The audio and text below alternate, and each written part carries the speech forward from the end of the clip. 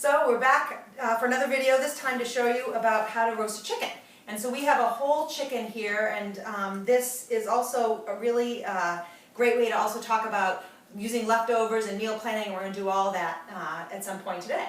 So Courtney, what do you have there? So we have some root veggies, including some potatoes, carrots, as well as onion, and then some squash, because right now it's the fall for us, so squash is in season.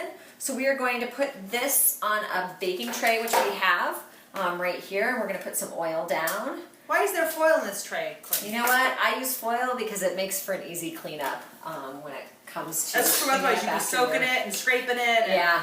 So I'm just going to throw these vegetables on here. I'm going to toss them in that oil and get them covered nicely. Then I'm just going to take some salt and pepper and add that. We have a bunch of spices that we're going to mix inside the chicken, and that's going to all drip down and also cook these vegetables with a little bit of extra flavor. So we're going to put the chicken right on top of these vegetables, which is great because, as Carrie just mentioned, those the juices from the chicken are going to go over the vegetables and increase the flavor that we have. So I have clean hands. I washed them before. Carrie, and that's why I did the vegetables. Carrie's going to have dirty hands. She's going to have dirty hands. So she is touching chicken, and she is going to be doing the processing of the chicken. I'm going to keep my hands clean so I can help her. But just to remember that if you are touching chicken, that you do want to wash your hands and wash the surface as well in between touching other vegetables. I also always try to have a bowl handy to just put everything in it. Obviously you're going to wipe down the counter because you don't know if you can drip or splatter, but to keep the majority of stuff really contained. Now, when you get a chicken, sometimes it'll actually have, like they call it, the giblets on the inside. And what the giblets are like the little chicken organs. So like the little chicken heart and liver and all that. And people often just throw these things. They come in a little pouch usually. People often throw them away. I can show you, like they're like, you take them out of the bag. It's like the liver and the heart. This is a piece like a little, probably the liver right here. So these you can actually use if you're making stock or gravy. They have kind of a stronger flavor, so you usually don't leave them. And you definitely don't want to leave a plastic bag inside the chicken, so you always kind of want to look in the chicken cavity. You can see inside here in the chicken cavity now there's nothing in there. You wouldn't want a plastic bag in there. Except for I'm going to put some salt in there. May as well. May as well while you're in there. Exactly. And some pepper. And you know what we have? We have some onion over here. I'm going to grab some onion. Stuff some onions, stick it in there. Because you know, the flavor that you put into the chicken is also going to help flavor the chicken on the outside. I also like to take lemon. So here we have a lemon. I'm going to just we also have slice this lemon. Mix of herbs here. So we have rosemary, because it's really good this time of year. Rosemary flavors go really well with root vegetables and squash. Rosemary, parsley, garlic, and olive oil. And I've also put some of the lemon zest in there. And so we're going to also stick some of this inside the chicken. And then we're going to also put some under the skin in the chicken. That's not always people's, let me stick those in.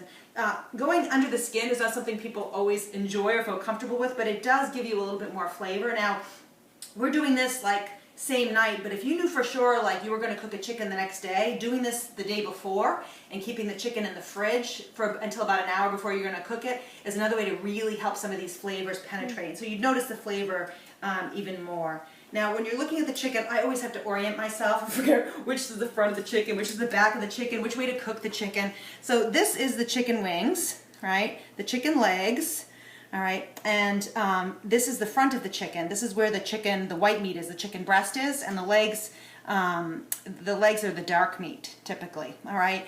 And so there are different ways to cook the chicken, which we're going to talk about as we put it in, but when I try to put the flavor inside the chicken, I get like above here, by the neck, you just kind of stick your fingers in. There's going to be like a bit of a membrane. Your goal, sometimes I'm successful, sometimes I'm not, is to not really break the skin, but to stick some stuff underneath the skin.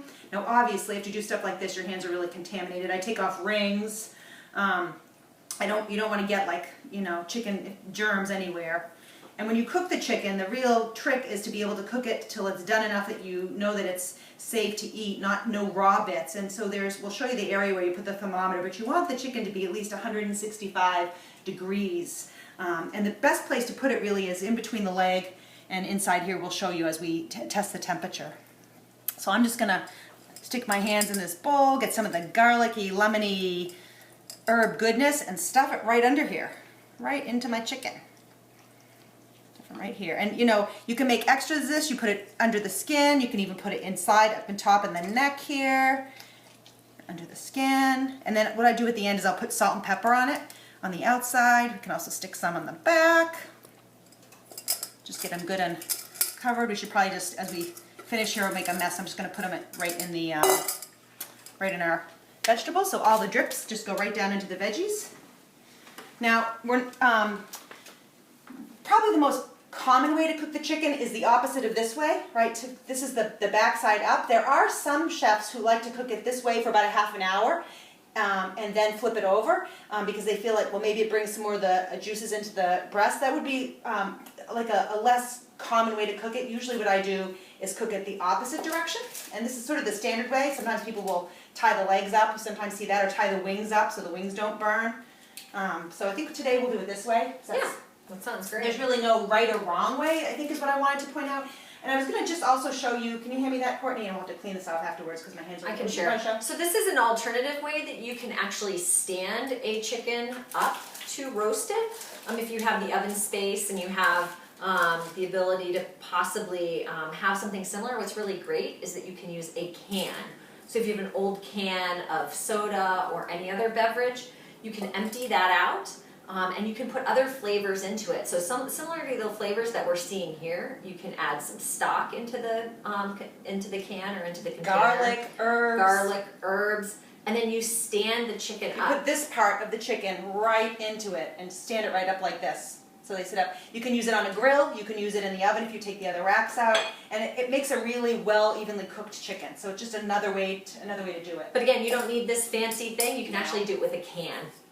As well. Yeah, sometimes you'll see recipes online, they'll say like chicken in a beer can or something like that. It's obviously, you can use any can. It's really not what's in the can so much as the actual can size is usually a pretty good fit.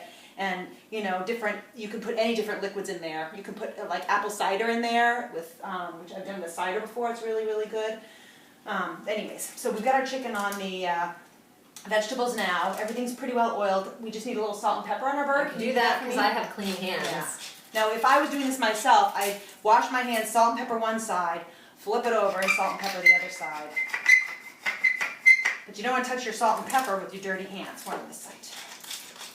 So there are other ways to marinate chickens that you might read about if you look online at recipes.